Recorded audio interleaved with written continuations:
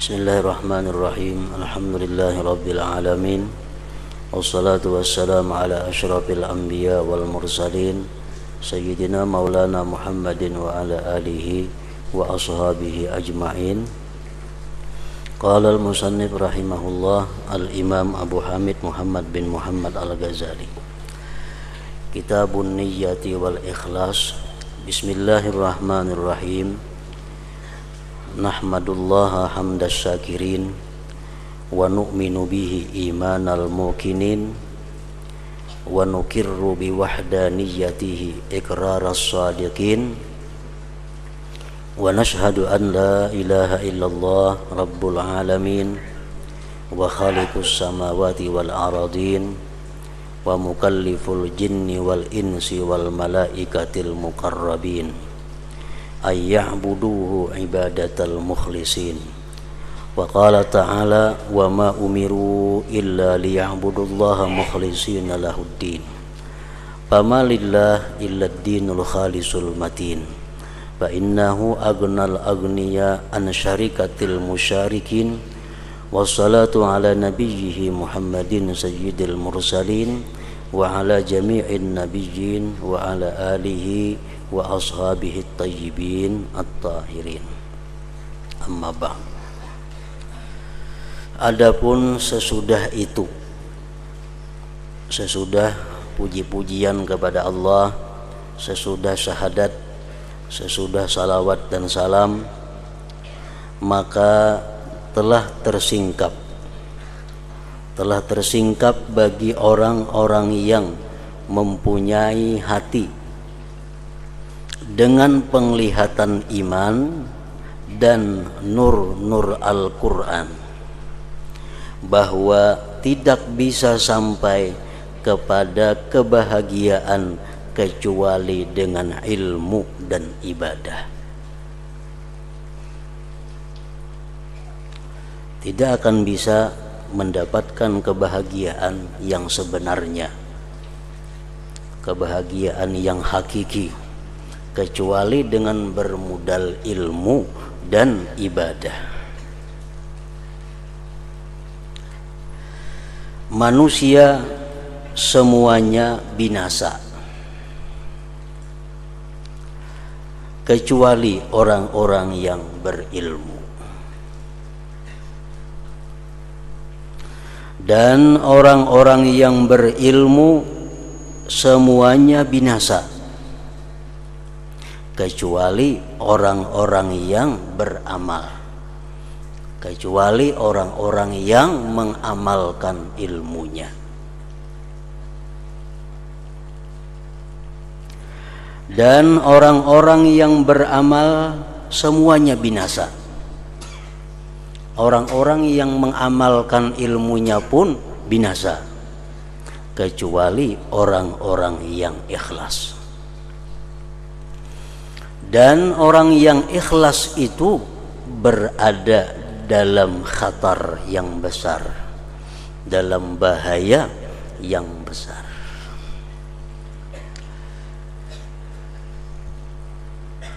Sebab amal ibadah akan bermanfaat apabila mana dilakukan dengan ikhlas. Dan ikhlas itu akan bisa berguna, akan bisa bermanfaat apabila kita bisa mempertahankan keikhlasan itu sampai akhir hayat kita.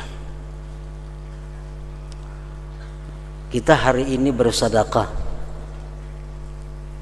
berdasarkan ilmu, mengamalkan ilmu, ikhlas bersedekah.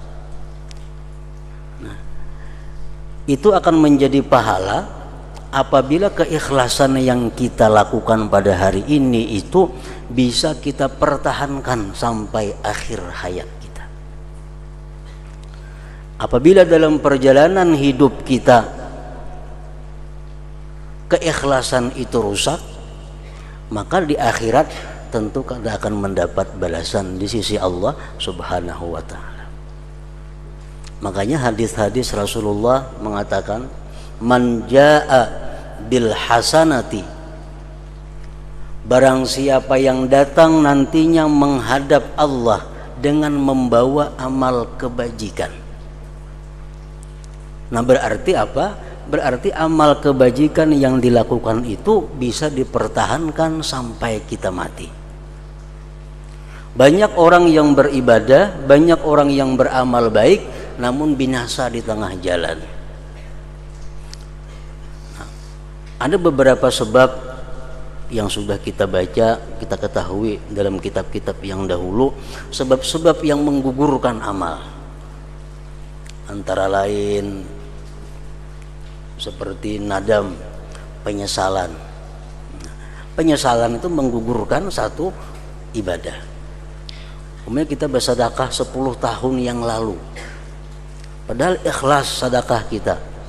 Sekarang kita baru sadar, dahulu aku memberiakan itu bersedekah, jakawah ini larang bener itu harganya. Nah, asal menyesal di hati ini menyedekahkan itu bahari. Nah, itu menggugurkan pahala 10 tahun yang lalu yang kita sedekahkan, walaupun itu ikhlas. Makanya tadi orang yang ikhlas itu pun berada di dalam khatar yang besar, dalam bahaya yang besar.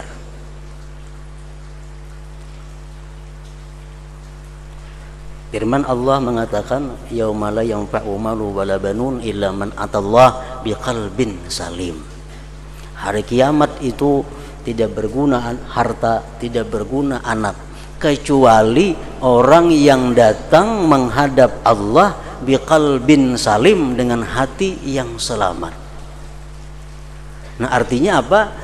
Amal ibadah yang dilakukan itu akan berguna apabila sampai kita mati bisa menghadap Allah membawa dengan amal ibadah itu.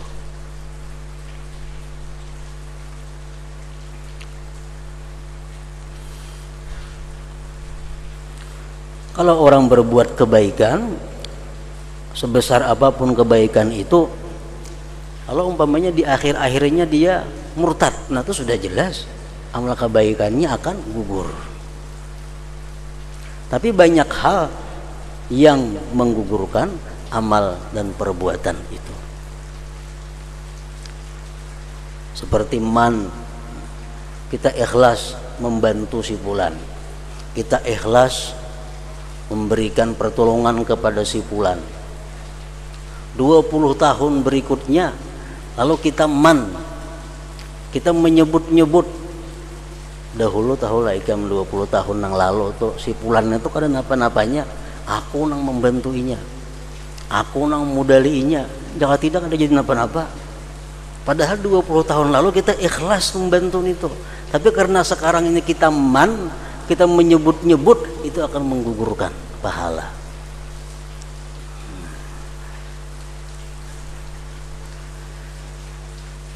Nah, jadi orang yang ikhlas itu pun berada dalam khatar bahaya yang besar. Amal perbuatan tanpa niat adalah suatu kepayahan. Amal perbuatan tanpa niat adalah suatu kepayahan. Kita bersedekah tapi kada ada niatnya, sia-sia. Sembahyang 1000 rakaat cuma kada berniat, kada ada pahalanya. Amal perbuatan tanpa niat adalah suatu kepayahan.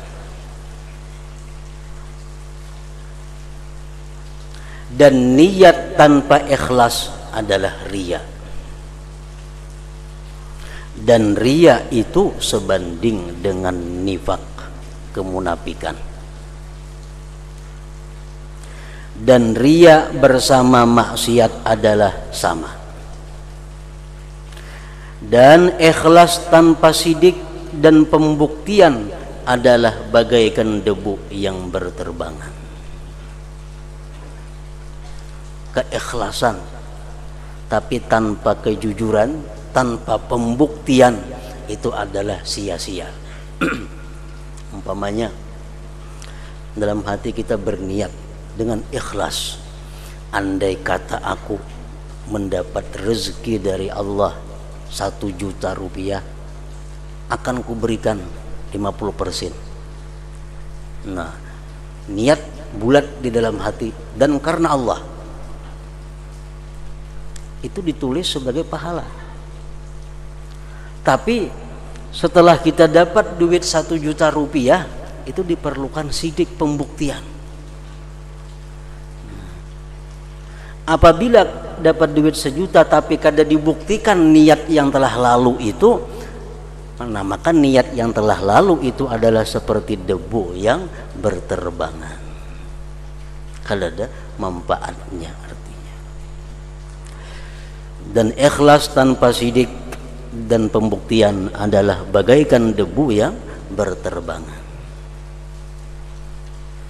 Allah Ta'ala berfirman tentang setiap amal perbuatan yang bercampur lagi disenangi dengan kehendak selain Allah. Wa qadimna ila ma 'amilu min 'amalin faja'alnahu haba'an mansura. Artinya, dan kami hadapi segala amal yang mereka kerjakan, lalu kami jadikan amal itu bagaikan debu yang berterbangan. Amal ibadah dijadikan Allah seperti debu yang berterbangan karena niatnya itu tidak murni karena Allah Subhanahu wa ta'ala. Mudah-mudahan saya mengetahui, ujar Imam Ghazali, bagaimana orang yang tidak mengetahui hakikat niat itu membetulkan niatnya. Orang nang kada tahu niat tu sabujurannya macam apa, kada tahu kayak apa hendak membujurakan niatnya. Makanya belajar kitab ini hukumnya adalah fardu ain bagi setiap orang muslim dan muslimah.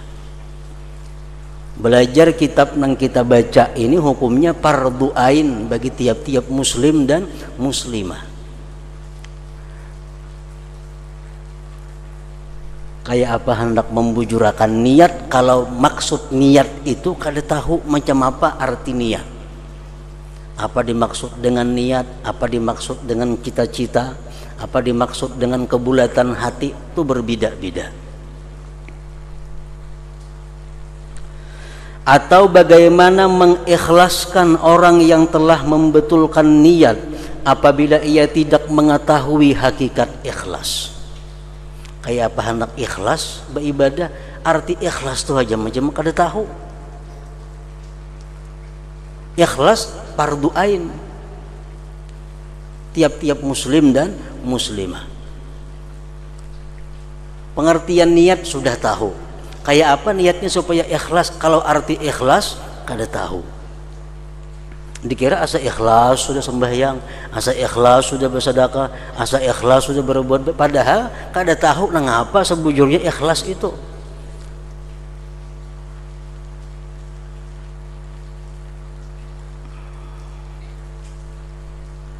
Atau bagaimana orang yang ikhlas menuntut dirinya dengan sidik apabila ia tidak mengetahui arti sidik itu dengan sebenarnya.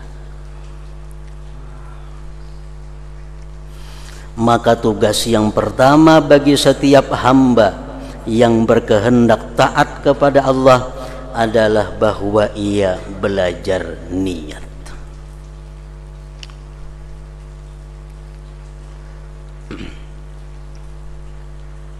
Kebanyakan kita mengartikan niat sembahyang umpamanya. Dikira niat sembahyang tuh yang waktu Allahu Akbar itu dalam hati saja aku sembahyang fardu zuhur 4 rakaat mengikut imam. Dikira itu niat, padahal itu bukan niat.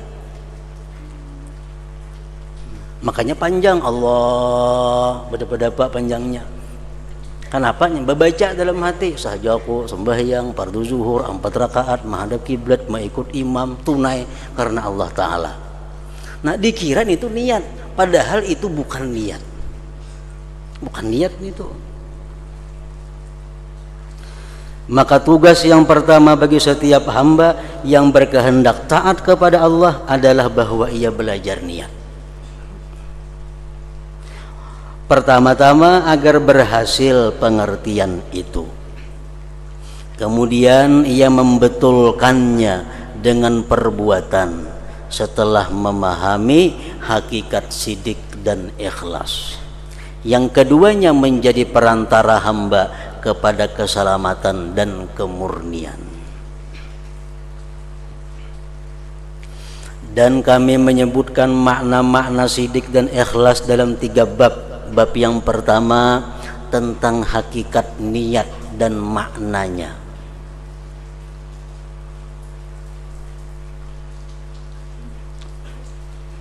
Bab yang kedua tentang ikhlas dan hakikat-hakikatnya.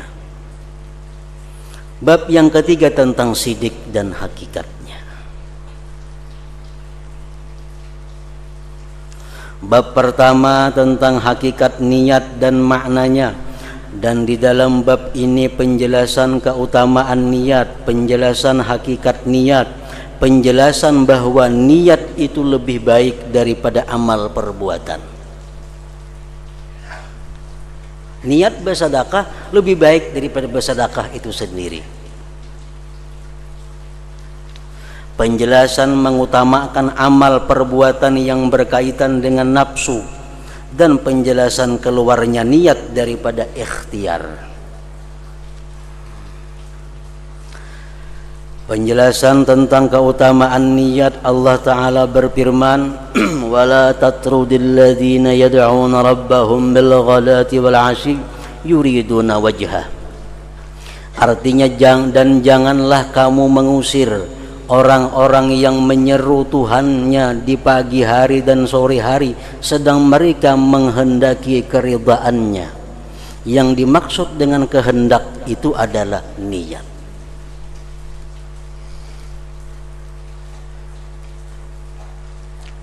Waktu di Mekah Rasulullah Sallallahu Alaihi Wasallam beliau duduk di satu tempat dikelilingi oleh sahabat-sahabat beliau, yang mana sahabat-sahabat beliau pada awal-awal Islam itu adalah kebanyakan para fakir miskin dan hamba sahaya. Duduk di dekat Rasulullah waktu itu ada Ibnu Mas'ud, orang miskin, ada Bilal, seorang budak, dan lain-lainnya. Datang orang Quraisy, tokoh-tokoh Quraisy. Begitu datang kepada Rasulullah, melihat di sekeliling Nabi ada orang-orang rendah, ada orang-orang hina, mereka mundur. Nah, mereka berpesan kepada Nabi, wahai, katakan kepada Nabi Muhammad, kami mau mendekati Muhammad asalkan dia mengusir orang-orang rendahan itu. Kami kada akan bergabung dengan bubuhan itu. Nah, Nabi kita sudah merencanakan itu demi untuk berislamnya tokoh-tokoh Quraisy ini. Nah, Nabi mau mengalahkan orang-orang fakir miskin ini, disuruh ke pinggir. Tokoh Quraisy ini di hadapan Nabi dengan harapan beliau supaya mau masuk Islam. Tapi Allah kada mau. Ya Tuhan, wala tatrudil ladzina yad'una rabbahum. Dan janganlah kamu mengusir orang-orang yang beribadah kepada Tuhan pagi dan petang semata-mata menghendaki Allah Subhanahu wa ta'ala. Dan Rasulullah sallallahu alaihi wasallam bersabda, innamal a'malu binniyat wa likulli imri'in ma nawa, faman kanat hijratuhu ila Allah wa rasulih fahijratuhu ila Allah wa rasulih, wa man kanat hijratuhu ila dunya yusibuha aw imra'ati yankihuha fahijratuhu ila ma hajara ilaihi. Artinya, hanya saja amal perbuatan itu dengan niat, dan setiap orang itu mendapat apa yang ia niatkan. Kalau niatnya karena Allah, dia berhak mengambil balasan di sisi Allah. Kalau dia niatnya untuk mendapatkan surga, dia akan dapat surga. Niatnya akan mendapatkan keridaan Allah, dia dapat keridaan Allah. Maka barang siapa hijrahnya kepada Allah dan Rasulnya, maka hijrahnya itu kepada Allah dan Rasulnya. Barang siapa yang meninggalkan kota Mekah ke Madinah semata-mata menjunjung perintah Allah dan Rasul, maka dia akan dapat pahala keridhaan daripada Allah dan Rasul. Dan barang siapa hijrahnya kepada dunia yang ingin diperolehnya atau perempuan yang akan dikawininya, maka hijrahnya itu kepada apa yang ia hijrah kepadanya. Nah, jadi di zaman Nabi itu macam-macam orang yang hijrah ke Madinah itu.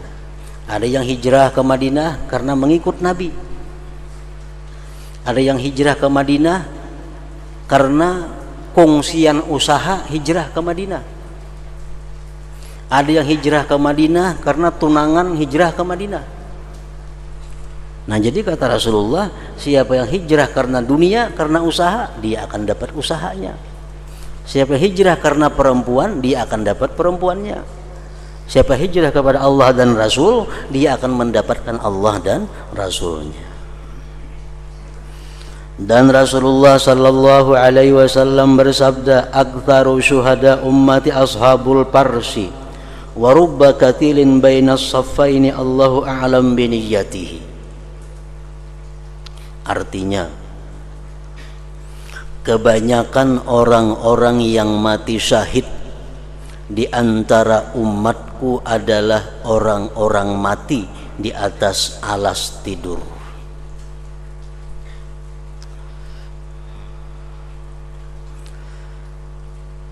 Jadi artinya, ujar Nabi kita, orang yang paling banyak mati syahid di antara umatku itu adalah orang yang mati di atas hamparannya, bukan mati waktu peperangan.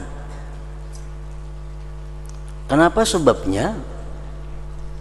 Padahal biasa orang mati syahid itu orang yang berdarah-darah, dibunuh orang kafir. Tapi Nabi kita mengatakan bahwa orang yang mati syahid yang terbanyak di antara umatku adalah justru dia mati di atas tilam. Nah, kenapa demikian? Karena dia punya niat yang kuat. Dia punya niat. Niatnya apa?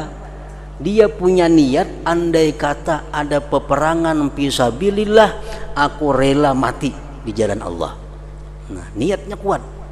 Walaupun kada terjadi peperangan, walaupun dia mati di atas tilam, tapi dicatat Allah sebagai syuhada, sebagai orang yang mati syahid. Nah, ini kekuatan niat. Kekuatan niat. Dan banyak orang yang terbunuh di antara dua barisan perang itu, Allah Maha mengetahui dengan niatnya. Banyak orang yang mati fisabilillah secara zahir ikut berperang, tapi Allah tahu hatinya. Ada yang perang sabilillah ikut karena mengunting hartanya. Ada orang yang perang sabilillah ingin balas dendam kepada musuhnya. Ada orang kafir kebetulan musuhnya. Pas ada perang sabilillah, kesempatannya membalas dendam, membunuh musuhnya itu. Nah, ini bukan karena Allah. Walaupun dia mati dalam perang itu, dia akan dikeluarkan daripada syuhada, orang-orang yang mati syahid. Nah, walaupun kita mati di atas tilam, tapi kita punya niat yang kuat bahwa andai kata ada peperangan, kita rela mati di jalan Allah, nah kita sebagai syahid. Makanya tadi niyatul mukmin khairun min amalihi. Niat seseorang itu lebih baik daripada perbuatannya.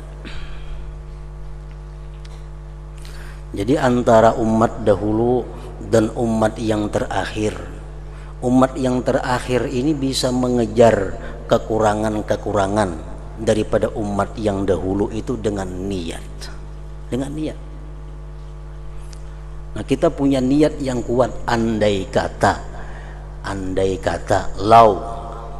kata aku hidup bersama Rasulullah sallallahu alaihi wasallam, andai kata aku hidup di masa beliau, maka separuh hartaku ini akan kuserahkan kepada beliau untuk sabilillah. Nah, dicatat Allah bahwa kita menyumbang Rasulullah separuh harta. Asal bujur-bujur niatnya mantap. Asal bujur-bujur niatnya mantap.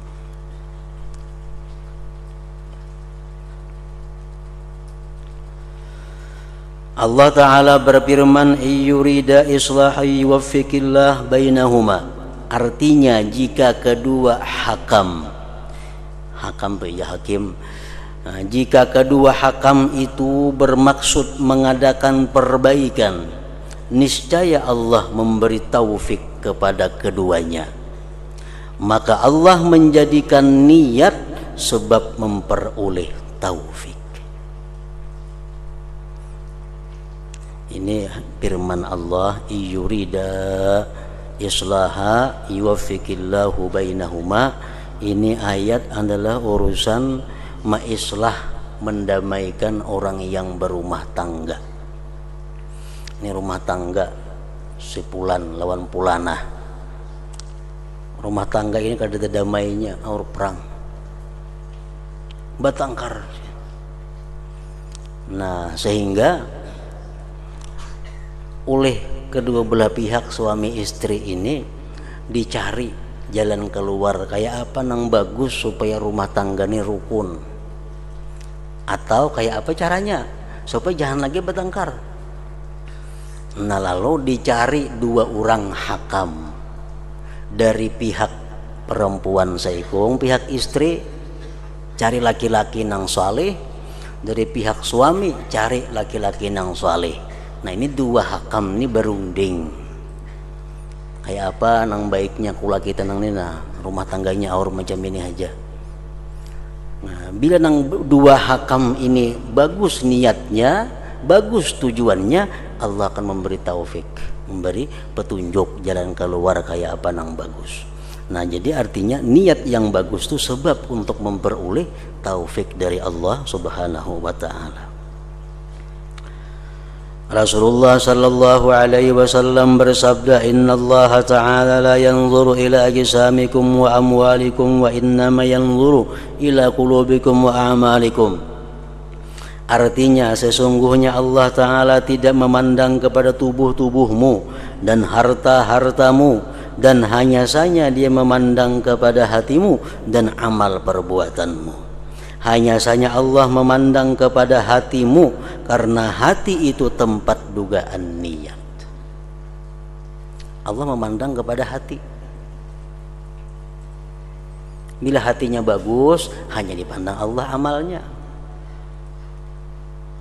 Kenapa dipandang hati? Karena hati itu tempatnya niat.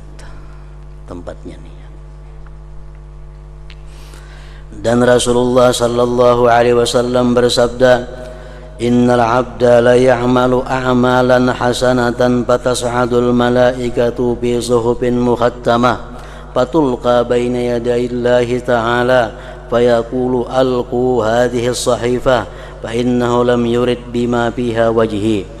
ثم ينادي الملائكة اكتبوا له كذا وكذا فيقولون يا ربنا إنه لم يعمل شيئا من ذلك فيقول الله تعالى إنه نواه. Artinya sesungguhnya hamba itu melakukan amal-amal perbuatan yang baik.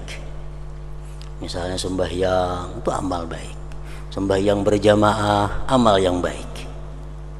Lalu para malaikat naik dengan membawa lembaran-lembaran amal yang dicap, lalu dihadapkan di hadapan Allah Ta'ala. Nah, ini catatan amal si fulan, ya Allah, dia sembahyang zuhur berjamaah, dia sembahyang asar berjamaah.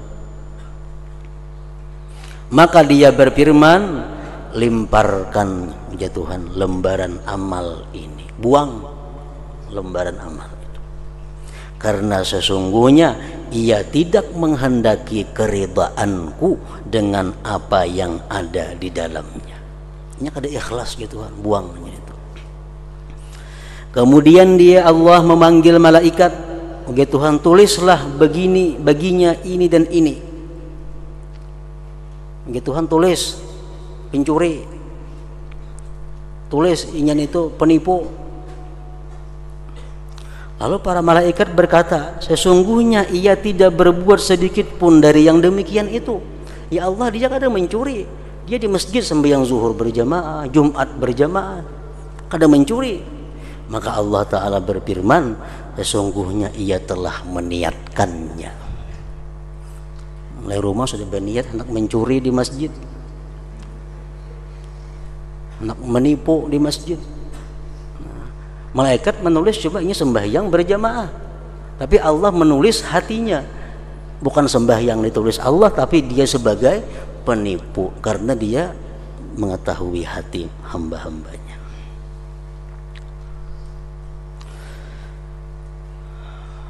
Sungguhnya ia tidak berbuat sedikit pun dari yang demikian itu. Maka Allah Ta'ala berfirman, sesungguhnya ia telah meniatkannya. Rasulullah sallallahu alaihi wasallam bersabda, "An-nasu arba'atun, rajulun atahu Allah azza wa jalla ilman wa mala, fahuwa ya'malu bi ilmihi wa ma bi malihi, fayaqulu rajulun law atani Allah Ta'ala mithla ma atahu la amiltu kama ya'mal, fahuma fil ajri sawa.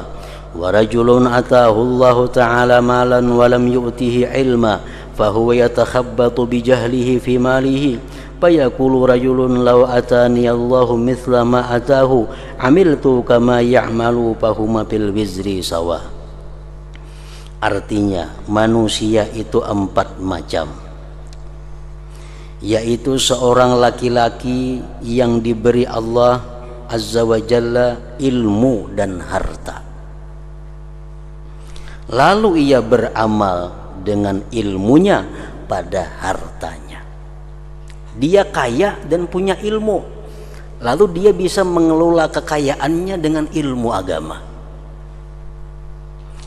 Lalu laki-laki lain berkata, seandainya Allah memberi kepadaku seperti apa yang diberikan kepada orang itu, niscaya saya beramal sebagaimana ia beramal. Maka keduanya dalam pahala adalah sama.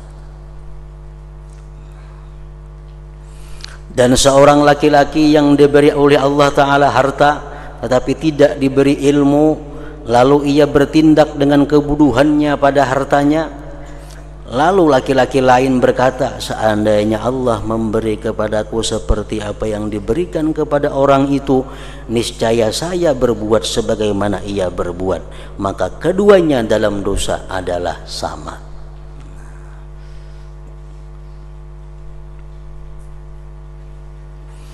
Apakah kamu tidak melihat bagaimana laki-laki itu bersekutu dengan orang itu dengan sebab niat? Dengan sebab niat sama dapat pahala, dengan sebab niat sama mendapat dosa.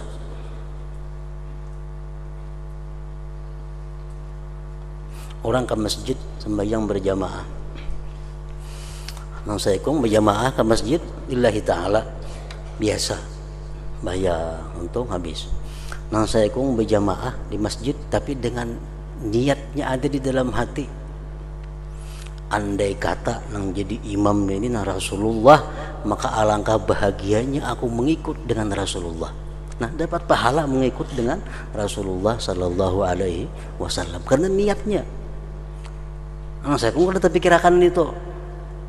Dapat pahala 27 berjamaah. Karena saya pun berpikir, majakannya Rasulullah nih hidup jadi imam sembahyang berjamaah, aku ikut jadi belakang sidin. Alangkah nikmatnya, alangkah senangnya sembahyang di belakang Rasulullah. Nah, luar biasa pahalanya orang sembahyang di belakang Rasulullah sallallahu alaihi wasallam. Nah, karena perbedaan niat, pahala pun yang didapat akan berbeda.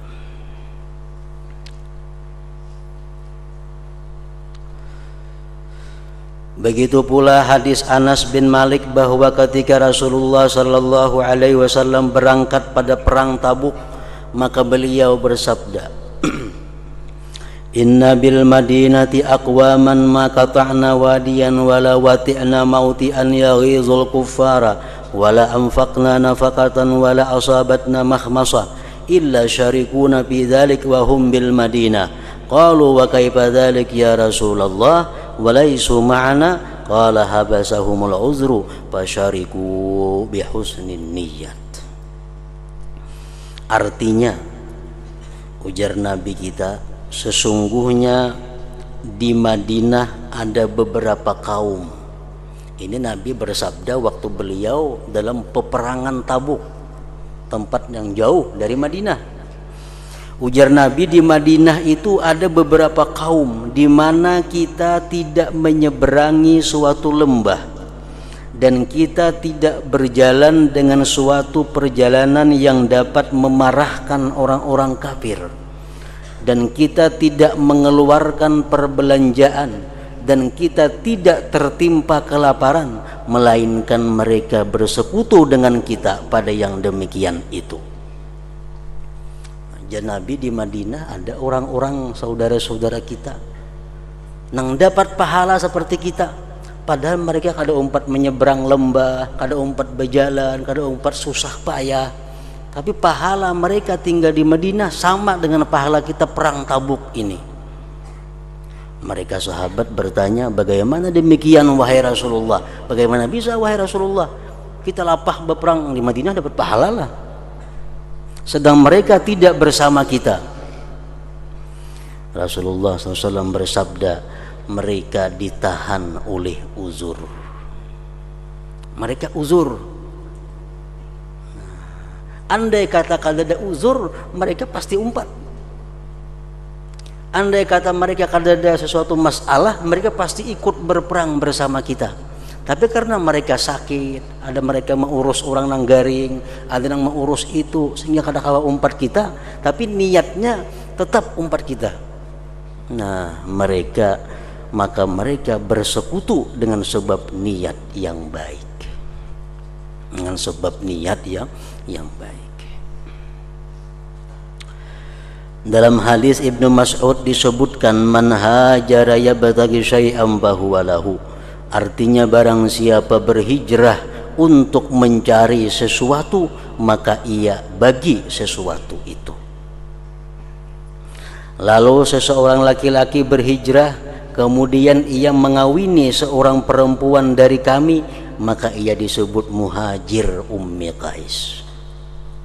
Laki-laki ini hijrah ke Madinah karena tunangannya Ummi Qais hijrah ke Madinah. Hendak ada umpat hijrah, tia tunangan hijrah, umpat juga ke Madinah hijrah. Sampai di Madinah kawin lawan tunangan. Jadi pada akan orang inyan itu menghijrahi Ummi Qais ngarannya. Bukan hijrah ke Madinah, kada hijrah kepada Ummi Qais. Begitu pula dalam hadis bahwa seorang laki-laki terbunuh fisabilillah dan ia dipanggil qatilul himar, orang yang terbunuh karena keledai, karena ia memerangi laki-laki lain untuk mengambil harta salapnya dan keledainya. Orang yang dibunuh di jalan keledai ngarannya.